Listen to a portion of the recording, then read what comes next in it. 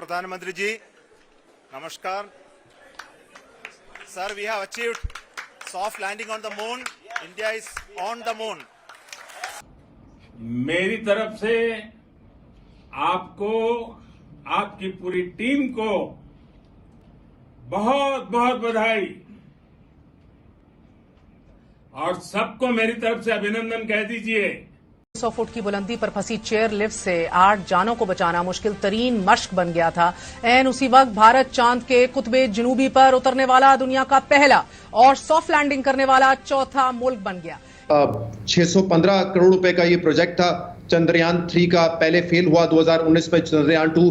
तो मेरे ख्याल से उन्होंने जो इन्वेस्टमेंट की है अपने लोगों पे, साइंस एंड टेक्नोलॉजी में, स्पेस सेंटर्स में, उसके नतायज आज वो देख रहे हैं। वो कहते हैं कि जी हमारे भारत में बच्चे कहा करते थे कि चंदा मामा दूर के, ये बोलियां बचपन में बोली जाती थी, चंदा मामा दूर के।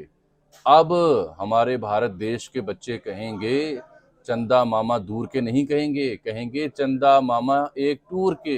अफसोस भी होता है, दुख भी होता है कि हम इस वक्त कहाँ खड़े हैं।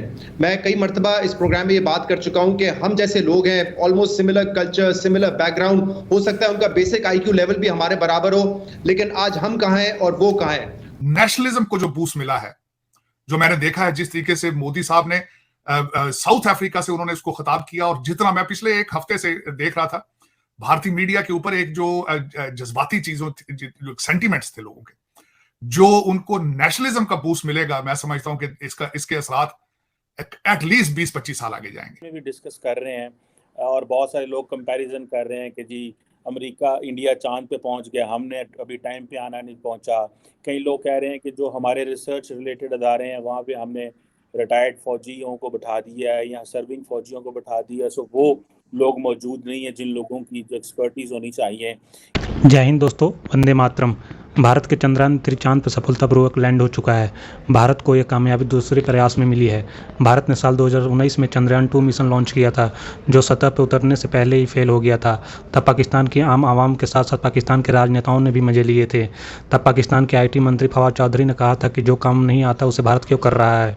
लेकिन भारत ने अपने विरोधियों को आलोचना की परवाह नहीं की और 4 साल बाद उन्होंने उसे कामयाबी हासिल कर ली। पहले भारत का मजाक उड़ाने वाली यह पाकिस्तानी आवाम अब होश में बात कर रही है। न्यूज़ एजेंसी PTI की ओर से जारी एक वीडियो में पाकिस्तान की आवाम ने चंद्रयान की सफलता पर अपना रिएक्शन दिया। एक शख्स ने कहा कि हम भारत से 100 साल पीछे हैं, आज से शायद 100 साल बाद हमारा सैटेलाइट अंतरिक्ष में जाए। हालांकि उसकी उम्मीद नज़र नहीं आ रही है। उसका कारण यह है कि हमारी सरकार आपस में ही लड़ रही है और जनता को कोई राहत नहीं है। आइए इसी पर देखते हैं पाकिस्तानी मीडिया का क्या रिएक्शन है। ISRO को और पूरी उनकी आवाम को कि एक बहुत बड़ा लैंडमार्क उन्होंने अचीव किया है। इंडिया चौथा मुल्क बन गया है जिसने मून पे सॉफ्ट लैंडिंग की, और पहला मुल्क बना है जिसने मून के साउथ पोल पे जाके लैंड किया है, जिसके हवाले से बड़ी साइंसी तहकीक कहती है कि वहाँ पे शायद रिजर्व्स भी हैं पानी के। खैर वो तो बाद में पता चलेगा। तो मेरे ख्याल से वो मुबारकबाद के मुस्तहक है। एक सिंबॉलिक अचीवमेंट होती है किसी भी मुल्क के लिए। इससे पहले 3 ताकतवर मुल्क दुनिया में कर चुके हैं, अमेरिका, रूस और चाइना। अब शायद उन्होंने भी थोड़ा एक बैकफुट ले लिया है, क्योंकि इस पे पैसा बहुत खर्च होता है टैक्स पेयर का। इसीलिए इस पे बाहर ममालिक में तनकीद भी होती है कि इतना पैसा आवाम पे लगाने के बजाय आप स्पेस रिसर्च में लगाते हैं। बट मेरे ख्याल से बहुत बड़ी अचीवमेंट है। और जैसे मैं कहता रहा हूँ, एक तरफ जहाँ पे बड़ी खुशी भी है उनके लिए कि उन्होंने ये लैंडमार्क अचीव किया है। इससे पहले अमेरिका, रूस और चीन सॉफ्ट लैंडिंग करने वाले 3 मुल्कों को ये एजाज हासिल था, मगर आज शाम 6 बजे भारत के खलाई जहाज चंद्रयान 3 ने चांद के जनूबी कुतब पर उतरकर तारीख रकम कर दी है। भारतीय वजीर आजम नरेंद्र मोदी ने इस मौके पर कौम से खिताब करते हुए कहा कि हार से सबक सीखकर जीत कैसे रकम की जाती है।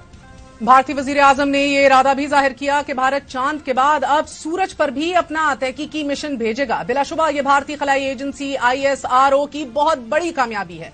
आज सारा दिन 140 करोड़ भारतीयों के साथ साथ पूरी दुनिया की नजरें इस खलाई मिशन पर मरकूज रही, और जब यह खलाई मिशन कामयाबी के साथ चांद के जनूबी कुतब पर उतरा तो पूरा भारत खुशी से झूम उठा।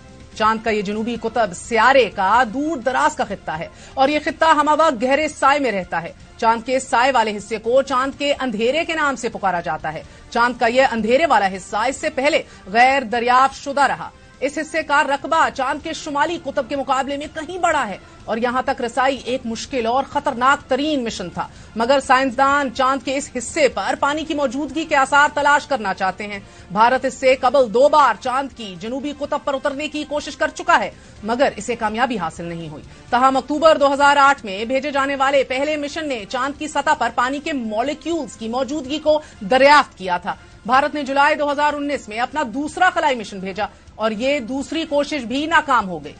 प्राउड मोमेंट है कि हम लोग भी prove we are strong, we are in scientific achievements में। आज मैं समझता हूँ बहुत बड़ी बात है कि भारत ने 4 दुनिया के जो चौथा मुल्क है जो जिसने, और उसमें खास करा लिया। जो मैं ऐड करना चाहूंगा कि जिस जगह पे इसकी लैंडिंग है, इसके जो it was not that easy. उस साइड पे वाटर पानी का होने का, जिस साइड पे साउथ पोल डार्कर साइड है, वहां रोशनी नहीं है, वहां पे आइस है वहां पे, और वहां पे पहली दफा ये चले चौथे 4 मुल्कों में तो शामिल हो चुके हैं ये, लेकिन ये जहां लैंडिंग है that is a very unique place जहां पे ये लैंडिंग हुई है।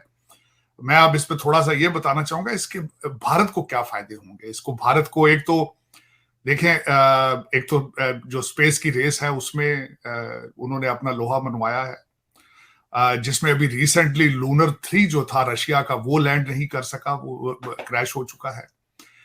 अमेरिका की टेक्नोलॉजी भी जो है वो उसके ऊपर भी कई दाग आ चुके हैं। उनके कई दफा सैटेलाइट यहां से वो उठ ही नहीं सके। पिछली दफा भी जो सैटेलाइट वो भेजना चाहते थे नहीं, तो फिर बाहर से कुछ उन्होंने मदद हासिल की थी।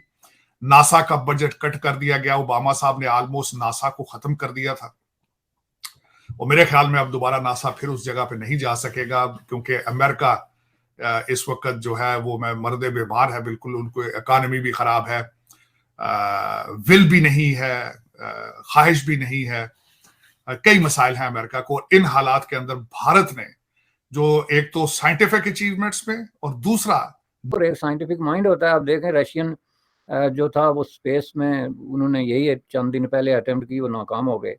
इस तरह कई मुल्कों ने मुख्तलिफ तरीके से, आज भी दुनिया में बेशुमार ऐसी कंपनीज हैं, मुल्क हैं जो ये कोशिश कर रहे हैं लेकिन वो नहीं कर सकते।